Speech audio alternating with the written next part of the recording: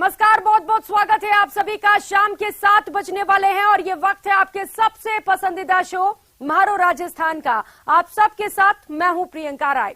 तेज रफ्तार विकास का द्वार बुलेटिन की शुरुआत आज की सबसे बड़ी और सबसे अच्छी खबर से करेंगे। प्रधानमंत्री नरेंद्र मोदी ने देश के सबसे बड़े एक्सप्रेसवे के पहले चरण का उद्घाटन कर दिया है। उन्होंने राजस्थान में दौसा के धनावड़ गांव से 8 लेन वाला दिल्ली मुंबई एक्सप्रेसवे देश को सौंप दिया है। प्रधानमंत्री नरेंद्र मोदी ने कहा कि यह विकसित होते हुए भारत की भव्य तस्वीर है। जब ऐसी आधुनिक सड़कें बनती हैं तो देश की प्रगति को गति मिलती है। आपको बता दें कि दिल्ली मुंबई एक्सप्रेसवे का दिल्ली दौसा लालसोट सेक्शन 247 किलोमीटर लंबा है, जिसे 12,150 करोड़ रुपए से ज्यादा की लागत से तैयार किया गया है। इस सेक्शन के चालू हो जाने से दिल्ली से जयपुर की यात्रा का समय बेहद कम हो चुका है। 5 घंटे से कम होकर लगभग 3.5 घंटे तक इसका समय पहुंच चुका है और इस सेक्शन के खुल जाने से पूरे क्षेत्र में आर्थिक विकास को गति मिलेगी। उद्घाटन के बाद रविवार को ही इस एक्सप्रेसवे को आवागमन के लिए खोल दिया जाएगा। इस हाईवे पर गाड़ियां 120 किलोमीटर की रफ्तार से दौड़ सकेंगी।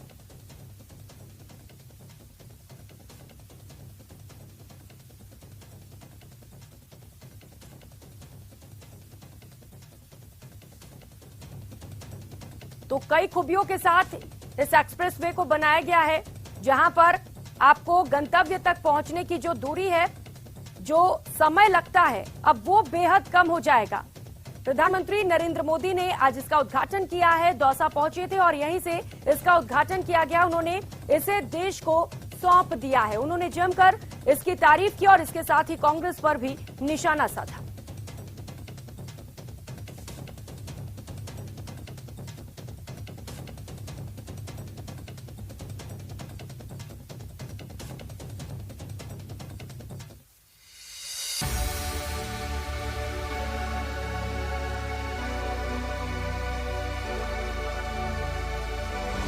देश का सबसे बड़ा एक्सप्रेसवे, यहां जानवरों से नहीं होंगे हादसे। 120 किलोमीटर घंटे से ज्यादा स्पीड तो जुर्माना। 180 मिनट में जयपुर से दिल्ली का सफर। ये देश का सबसे बड़ा एक्सप्रेसवे है। दौसा के भंडारेज से सोहना तक एक्सप्रेसवे पूरी तरह से तैयार हो चुका है और पहले फेज का पीएम मोदी ने उद्घाटन कर दिया है और अब दूसरे और तीसरे फेज की भी शुरुआत इसी साल हो जाएगी। इस एक्सप्रेसवे की खूबियां सुनकर आप दांतों तले उंगलियां दबाने को मजबूर हो जाएंगे। दिल्ली मुंबई एक्सप्रेसवे की कुल लंबाई 1380 किलोमीटर है, जिसमें Haryana 160 kilometre, Rajasthan 374 kilometre, Madhya Pradesh 245 kilometre और गुजरात का 423 किलोमीटर का दायरा शामिल है। इस हाईवे के निर्माण में जर्मन तकनीक का इस्तेमाल किया गया है। यहाँ 150 किलोमीटर से अधिक स्पीड से वाहन चला सकते हैं। हालांकि यहाँ स्पीड लिमिट 120 किलोमीटर प्रति घंटा तय की गई है। एक्सप्रेसवे पर फाइटर जेट और प्लेन को भी उतारा जा सकेगा। दिल्ली से दौसा के बीच में 8 जगह और पूरे हाईवे पर 53 जगह चिन्हित की गई है, जहां पर इमरजेंसी लैंडिंग कराई जा सकेगी। सड़क को बनाने के लिए 4 लेयर की परत बनाई गई है, जिससे सड़क काफी मजबूत हो जाती है। इस एक्सप्रेसवे से आप 110 मिनट में दिल्ली से दौसा और 2 घंटे में दिल्ली से जयपुर पहुंच जाएंगे। इतना ही नहीं, 12 घंटे में दिल्ली से मुंबई तक का समय तय कर लेंगे। दिल्ली से लेकर मुंबई तक राजस्थान में हाईवे की दूरी 373 किलोमीटर होगी। इस दूरी में राजस्थान के 7 जिले जुड़ेंगे। दिल्ली से निकलने पर अलवर, भरतपुर, दौसा, सवाई माधोपुर, टोंक, बूंदी और कोटा जिले कनेक्ट होंगे। एक्सप्रेसवे से जुड़ने के लिए हर जिले में एक ही एंट्री और एग्जिट पॉइंट होगा। यहीं से हाईवे पर आ जा सकेंगे। ये एक ऐसा एक्सप्रेसवे है जहां रास्ते में हाईवे पर कहीं भी रुकावट नहीं होगी, कोई स्पीड ब्रेकर नहीं होगा और एक्सप्रेसवे को इतना ऊंचा बनाया गया है कि आवारा जानवर नहीं आएंगे। इतना ही नहीं, एक्सप्रेसवे पर हर वो सुविधा मिलेगी जिसके सफर के दौरान आपको जरूरत होगी। Trauma centre, charging point, petrol pump, restaurant, ग्रामीण हाट, सर्विस स्टेशन। यहां हर 500 मीटर पर सीसीटीवी लगाए गए हैं। एक्सप्रेसवे पर जाने के बाद इन कैमरों में पूरा रिकॉर्ड मौजूद रहेगा। कहां से एक्सप्रेस पर चढ़े और कहां पर उतरे थे, अपहरण जैसी घटनाएं या फिर गैंगस्टर के भागने पर पूरी डिटेल पहले ही पता लग जाएगी। एक्सप्रेसवे शुरू होने के बाद 15,000 करोड़ रुपए से ज्यादा हर साल सरकार टोल टैक्स के रूप में मिलेंगे। यहाँ पर प्रति किलोमीटर पर टोल वसूला जाएगा। हालांकि अन्य हाईवे के मुकाबले यहाँ पर दामों में काफी अंतर रखा गया है। हाईवे पर बारिश के पानी को बचाने के लिए टैंक बनाए जा रहे हैं। बारिश होने पर हाईवे से सीधा पानी इन टैंकों में ही चला जाएगा। इन टैंकों की क्षमता 700 लीटर के करीब रहेगी। इन्हीं टैंकों से एक्सप्रेसवे पर लगे पौधों में पानी दिया जाएगा। पौधों तक पानी पहुंचाने के लिए ड्रिप सिस्टम लगाए गए हैं।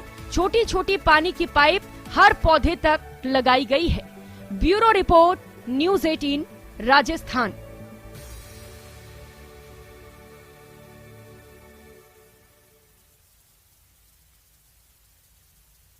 तो वहीं दौसा में पीएम मोदी ने एक बार फिर ईआरसीपी के मुद्दे को लेकर प्रदेश को नई उम्मीद जगा दी।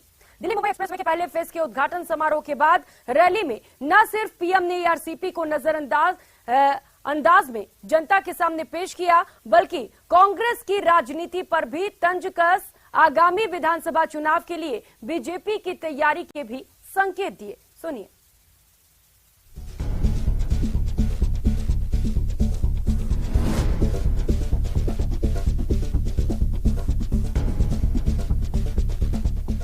दिल्ली मुंबई एक्सप्रेसवे के पहले चरण को राष्ट्र को समर्पित करते हुए मुझे बहुत गर्व हो रहा है। एक्सप्रेसवे का उद्घाटन सियासत की बात। साथियों, राजस्थान में पानी की चुनौती का समाधान भाजपा सरकार की प्राथमिकता है। पानी और ईआरसीपी पर सीएम पीएम संवाद। मेरा तरीके से 16 परियोजना चले देश के अंदर, एक परियोजना अगर आप करते हैं तो आपसे बड़ा आभारी रहेंगे राष्ट्रवादी। मौका भले ही देश के सबसे बड़े एक्सप्रेसवे के पहले फेज के उद्घाटन का था, लेकिन दौसा में पीएम मोदी के आगमन को लेकर जो अटकल लग रही थी, कुछ वैसा ही नजारा देखने को मिला। चुनावी साल में 1 महीने के अंदर पीएम के दूसरे दौरे को लेकर राजस्थान को कुछ न कुछ पाने की उम्मीद थी और ईआरसीपी के मुद्दे को लेकर एक बार फिर दोनों पक्षों ने अपनी बात रखी। सीएम ने पीएम से मांग की तो पीएम मोदी ने भी राजस्थान को एक नई उम्मीद जगाई। अवश्य आप उसमें कुछ अपनी बात कहेंगे, ये हमारे इश्यू बना हुआ है, क्योंकि आपने पिछले चुनाव के वक्त में जयपुर में, अजमेर में जिक्र किया था कि पॉजिटिव रूप में आप इसको राष्ट्रीय परियोजना घोषित करने का प्रयास करेंगे। मेरा 16 परियोजना चले देश के अंदर, एक परियोजना अगर आप करते हैं तो आपके बड़ा आभारी रहेंगे राष्ट्रवादी। पूर्वी राजस्थान के 13 जिलों में भी पीने के पानी और सिंचाई की सुविधा का विस्तार करने के लिए हम प्रतिबद्ध हैं। पूर्वी राजस्थान नहर परियोजना और पुरानी पार्वती काली सिंध चंबल लिंक को जोड़कर एक बड़ी परियोजना का प्रारूप तैयार किया गया है। चुनावी साल में सियासत की बात ना हो, ऐसा तो हो ही नहीं सकता। इसलिए एक्सप्रेसवे के पहले फेज के उद्घाटन समारोह के बाद रैली में पीएम मोदी ने न सिर्फ राजस्थान की कांग्रेस सरकार के कामकाज पर तंज कसा, बल्कि राजस्थान में डबल इंजन सरकार की जरूरत की बात भी की। कांग्रेस जिस तरह चीजों को अटकाने, भटकाने और लटकाने की राजनीति करती है, उसमें विकास के कार्य कांग्रेस नेताओं द्वारा अधिकतर पटक ही दिए जाते हैं। ना ये लोग खुद काम करते हैं और न ही काम करने देते हैं। वो राजस्थान को स्थिर और विकास वाली सरकार चाहिए, तभी राजस्थान में कानून का राज स्थापित हो पाएगा, तभी राजस्थान तेज विकास के रास्ते पर चल पाएगा। आज मैं राजस्थान में डबल इंजन सरकार के लिए उत्साह देख रहा हूं। चारों तरफ वही मुझे नजर आ रहा है। यहां दौसा में भी यह उत्साह साफ साफ दिख रहा है। रैली में पीएम मोदी ने राजस्थान के मुख्यमंत्री अशोक गहलोत पर बिना नाम लिए इशारों में निशाना साधा।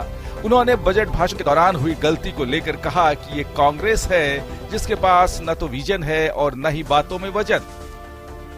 अभी कुछ दिन पहले बजट सत्र के दौरान जो कुछ हुआ उसकी चर्चा चारों तरफ है। साथियों, मैं मानता हूं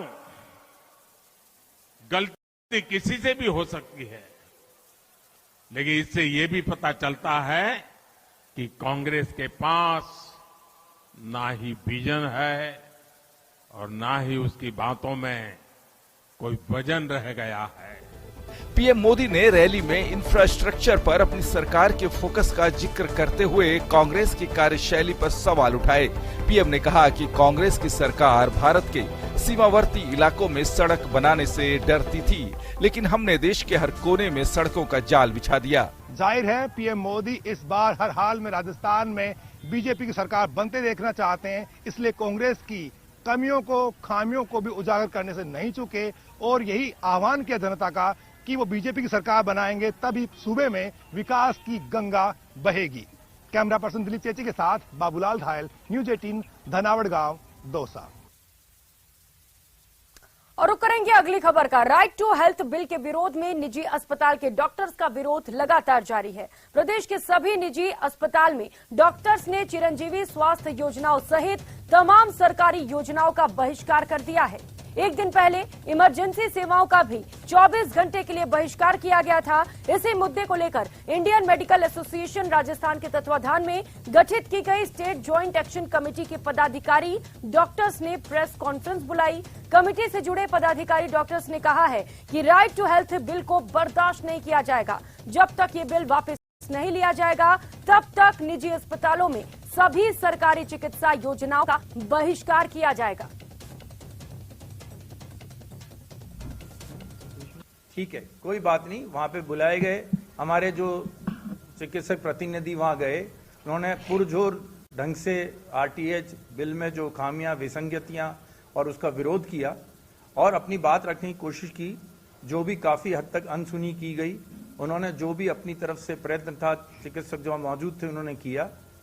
उसके बावजूद भी ऐसा लगा नहीं कि सरकार की कोई मंशा है कि राइट टू हेल्थ बिल को बैक की ओर जाने की कोशिश करे।